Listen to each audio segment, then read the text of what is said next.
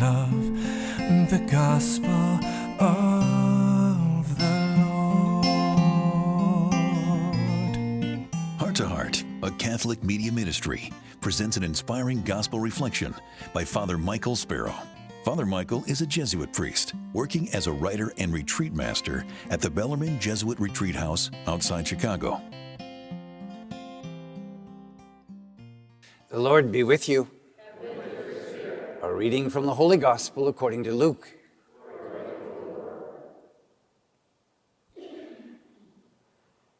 Great crowds were traveling with Jesus, and he turned and addressed them.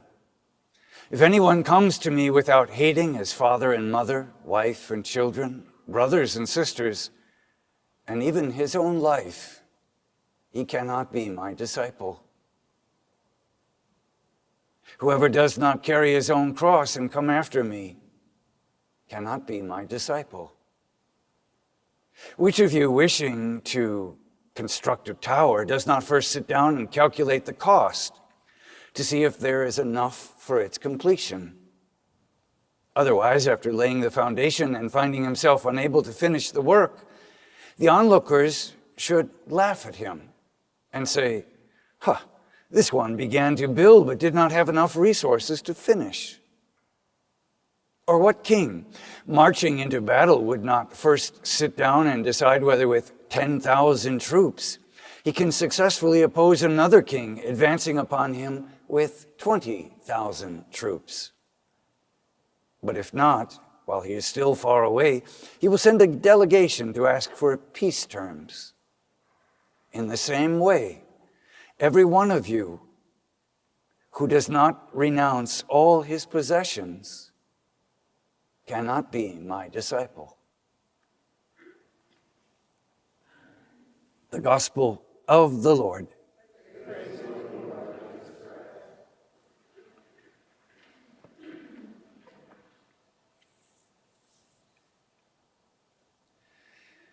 In today's Gospel, Jesus speaks about the cost of discipleship. If we are going to follow him, he has to be first in our lives. He can't just be one item among many items that are important to us. Jesus says he needs to be first. And when we place him first in our lives, there's going to be a cost. It'll affect everything. It'll affect our relationships to our spouse, to our family, to our work, the lifestyle we choose, how we vote, the values we hold dear, and what gives us joy in the midst of our lives. Jesus' gospel reading, our gospel reading today, indicate the analogies that Jesus uses. He says, if you're going to follow me and you're going to embark on this gospel trail of being a disciple, be prepared that there's going to be a cost to that, and there are going to be sufferings. And yes, it will be worth it. We nowhere see that better played out than in Paul's life. As many of you know, I just returned from leading a pilgrimage with 28 pilgrims walking in the footsteps of St. Paul over in Greece for 2 weeks. It was a wonderful trip. You know the kind of trip I'm talking about. Visit Holy Land such and such with Holy Father so-and-so for the incredibly low price of such and such. Well, I was that Holy Father so-and-so. Today's first reading is taken from Paul's letter to the Philippians. On the last full day of our trip, we visited Philippi, which is a city in northeastern Greece, then Macedonia. And it was tremendously meaningful for us because Paul recounts, or St. Luke recounts, Paul's journey to Philippi in Acts chapter 16. Philippi was a prosperous Roman colony. It's a seaport town. And most scholars say that Paul wrote his letter to the Philippians probably in the year 61 AD, when he was imprisoned in Rome. The Acts of the Apostles ends with Paul's imprisonment in Rome, where he's under house arrest. He's free, to receive those who come to him, but he's under house arrest. He can't leave. And he's there for 2 years, and he continues to exhort others and to write. And most scholars say that around the year 61 AD, he writes to the Philippian community. That's to be distinguished. If you saw the film, Paul, Apostle of Christ, there he's in the Mamertine prison, the dungeon, and he's awaiting execution under the Roman Emperor Nero. This is an early period, his first imprisonment, where he's under house arrest. And he exhorts this Philippian community that he had visited at least twice earlier.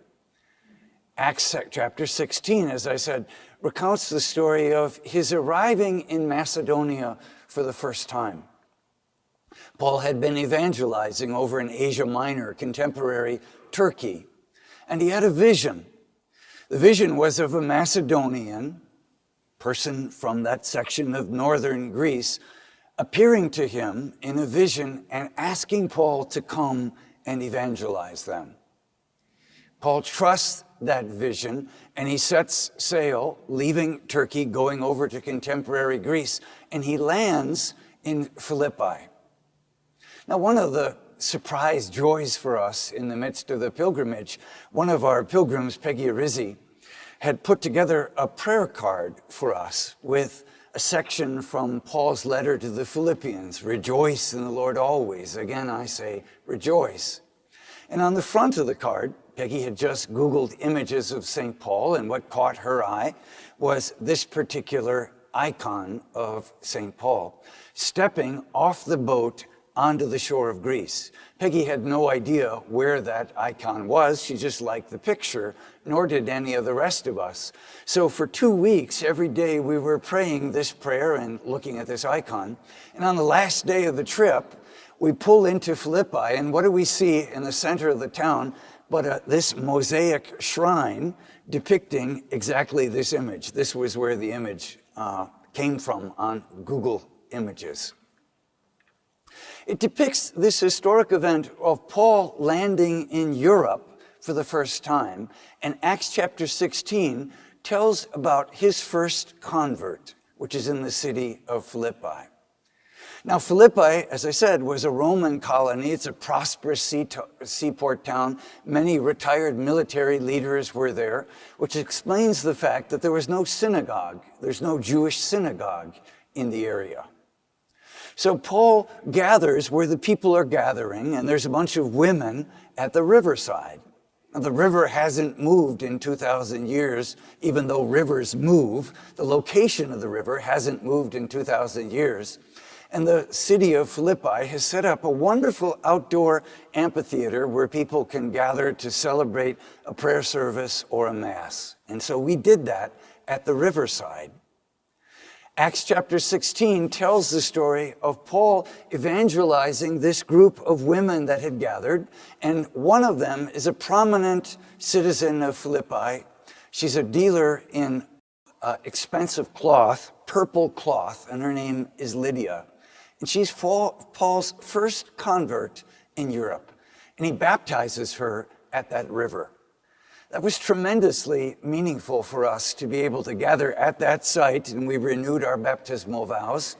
And there's a little icon there of St. Lydia.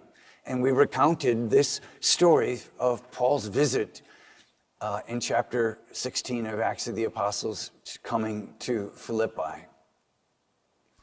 We also went, as chapter 16 continues, Paul journeys into the center of the town, what they call the Agora, and there are ruins spread all over this section of the ancient city.